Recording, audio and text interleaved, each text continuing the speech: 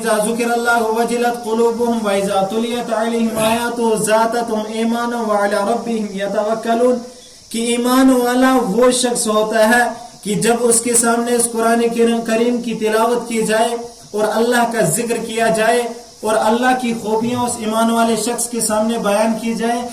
اس کو آیت بیان کر رہی ہے انما المؤمنون اذا ذکر اللہ وجلت قلوبهم وَإِذَا تُلِيَتْ عَلَيْهِمْ آيَاتُهُ زَادَتْهُمْ إِيمَانًا وَعَلَى رَبِّهِمْ يَتَوَكَّلُونَ کہ جو لوگ قرآن پر ایمان رکھتے ہیں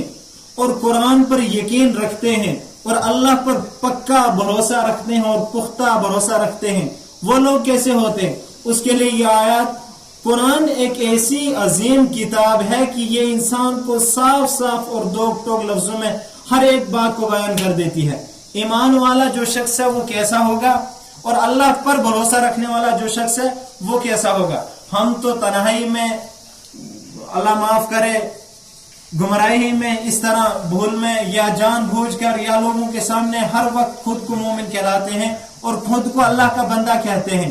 لیکن کیا ہم میں اتنا پختہ عمل اور اتنا پختہ یہ ایمان آ چکا ہے کہ جس طرح یہ آیت بیان کر دیا ہے کہ ایمان والے لوگ کیسے ہوتے ہیں؟ انما المؤمنون اذا ذکر اللہ وجلت قلوبهم واذا تلیت علیہم آیاتہ کہ ایمان والے وہ لوگ ہیں جب ان کے سامنے اللہ کا ذکر کیا جائے تو وہ ڈر جاتے ہیں. ایمان والے وہ لوگ ہوتے ہیں انما المؤمنون اذا ذکر اللہ وجلت قلوبهم واذا تلیت علیہم آیاتہ کہ ایمان والے وہ لوگ ہیں جب ان کے سامنے اللہ کا ذکر کیا جائے اور اللہ کی خوبیاں بیان کی جائیں تو جب ان کو محسوس ہو کہ میں ڈر رہا ہوں نہ جانے اللہ کا کون سا عذاب آ جائے، تو اس انسان کو سوچنا چاہیے کہ مجھ میں ایمان ہے.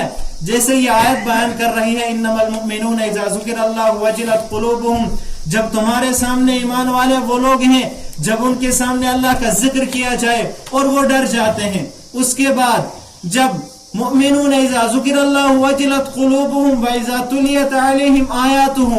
جب اس کلام پاک کی آیتیں ان کے سامنے بیان کی جائیں، جو لوگ ایمان والے ہیں جب قرآن کریم کی آیتیں ان کے سامنے بیان ہوتی ہیں تو ان کے ایمان میں اور اضافہ ہوتا ہے اور ان کا ایمان بڑھ جاتا ہے. جب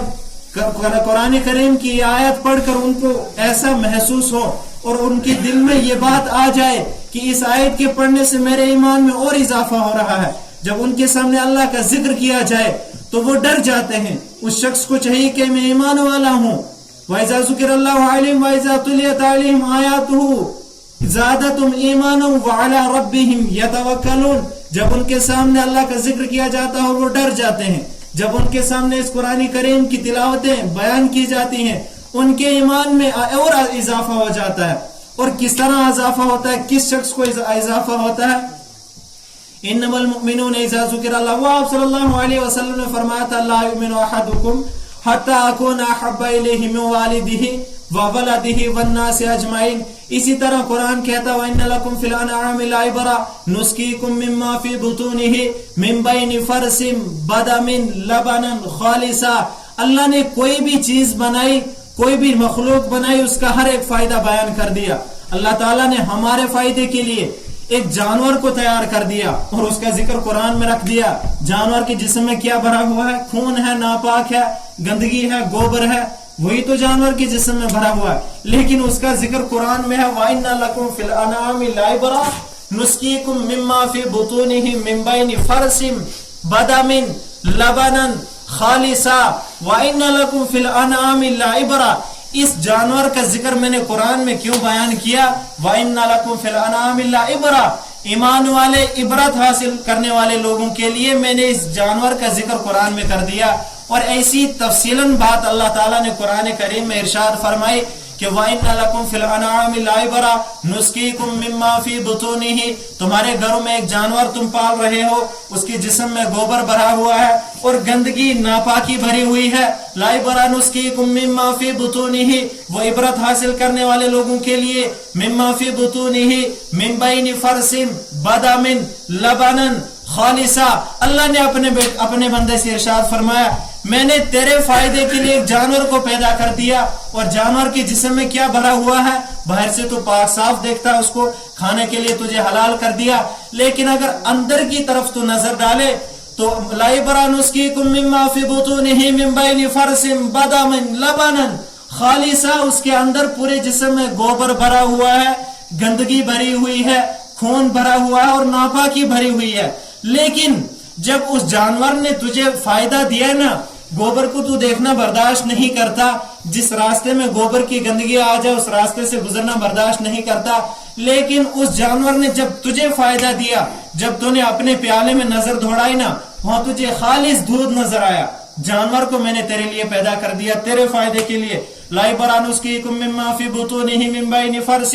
لائبرا عبرت حاصل کرنے والوں کے لیے اس جانور کو دیکھ کر بھی ہم عبرت حاصل کر سکتے ہیں، لیکن کس طرح؟ جب جانور کی طرف نظر ڈالی اندر سے بھرا ہوا ناپاکی گا، لیکن جب ہم کو اس نے فائدہ دیا، اپنے پیالے میں نظر دوڑائی تو صاف اور پاکیزہ دودھ نظر آیا۔ اللہ تعالیٰ نے کس طرح اپنی بندگی کو بیان کیا اور اپنی خوبیوں کو بیان کیا کہ اس جانور سے جب میں تم کو ایسا فائدہ دے سکتا ہوں کہ تم مجھے خالص اور ایک معبود کیوں نہیں مانتے کہ میں اس جانور کی وجہ سے تم کو اتنا فائدہ دے رہا ہوں کہ جانور میں اگر تم دیکھو تو ایک طرف خون بھرا ہوا ہے، ایک طرف گوبر بھرا ہوا ہے، پیشاب بھرا ہوا ہے، ایک طرف گھاس بھرا ہوا ہے، پوری گندگی اس کے اندر، لیکن دودھ بھی تو اسی کے بیچ میں سے گزر کر آیا۔ جب تمہارے سامنے بہر آ گیا، لائبرا نسقیکم مما فی بطونہ من بین فرث بدم لبنا خالصا، تمہارے سامنے خالصا، جب دودھ تمہارے سامنے آیا خالص دودھ نکلا، نہ اس میں نے خون کی رنگت کو آنے دیا، نہ پیشاب کی بو کو آنے دیا، نہ گوبر کی بو کو آنے دیا، دودھ کا ذائقہ ہی ایسے کر دیا جس کے لیے ساری کائنات تڑپتی ہے۔ جس طرح میں نے دودھ کو خالص تمہارے لیے صرف دودھ کو کر دیا اور اس کا ذائقہ ایسا کر دیا کہ اس کا ذائقہ جب تیرے منہ میں آتا ہے، جب اس کی خوشبو تجھ تک پہنچتی ہے، تجھے محسوس ہی نہیں ہوتا کہ یہ گوبر اور پیشاب کے درمیان سے آیا ہوا ہے، نہیں محسوس کر سکتا۔ جب اس طرح میں خالص تجھ کے لیے دودھ خالص کر سکتا ہوں، اور تفصیلاً کھول کر قرآن میں نے ارشاد فرما دیا کہ خالص میں اس طرح تجھے نفع پہنچا سکتا ہوں، تو خالص مجھے سجدہ کیوں نہیں کر سکتا؟ کبھی تو ایک کے در پہ لیٹا ہوتا ہے، کبھی دوسرے کے در پہ دامن پھیلایا ہوتا ہے، کبھی تیسرے کے در پہ بھیک مانگ رہا ہوتا ہے، کبھی پیر و مرشد تیرے خدا بنے ہیں، کبھی قبرستان والے تیرے خدا بنے ہیں، کبھی تو مزاروں والے تیرے خدا بنے ہیں۔ لائبرا نسقیکم مما فی بطونہ، میں نے تمہاری عبرت حاصل کرنے والوں کے لیے اس گوبر کے درمیان سے دودھ نکال کر لایا، خالص تمہارے لیے کر دیا۔ کیا تم اس کو دیکھ کر میں میری بندگی کو بیان نہیں کر سکتے؟ جس طرح میں نے تمہارے لیے خالص دودھ کر دیا، جب تک خالص مجھے خدا نہ مارو اور خالص مجھے سجدہ نہیں کر سکتے، تمہاری بخشش ہو ہی نہیں سکتی۔ ان اللہ لا یغفر ان یشرک بہ ویغفر ما دون ذلک لمن یشاء، اللہ تعالیٰ فرماتے ہیں کہ ہر اس انسان کی میں بخشش کر دوں گا اور ہر انسان کی مغفرت کر دوں گا۔ اس میں کچھ انسان ہیں جن کی مغفرت اور بخشش میں نہیں کروں گا، فرمایا وہ کون ہیں؟ کہا ان لا یشرک ان یشرک بہ ویغفر ما دون ذلک لمن یشاء، کہ وہ لوگ ہیں جو مجھے چھوڑ کر، مجھ جیسے خدا کو چھوڑ کر اور مجھ جیسے کریم رب کو چھوڑ کر کبھی زیارتوں سے مدد مانگتے ہیں، کبھی پیر کو اپنے پیر و مرشد مانتے ہیں، اور کبھی غیروں کو مشکل کشا اور حاجت روا مانتے ہیں، ان کی ہرگز بخشش نہیں ہوگی۔ اور بندہ کیسا ہوتا ہے؟ جو پختہ ایمان والا ہو اور پختہ اس قرآن پر یقین رکھنے والا ہو اور اس کلام پر یقین رکھنے والا ہو اور محمد عربی صلی اللہ علیہ وسلم کو ماننے والا ہو اور ان پر یقین رکھنے والا ہو۔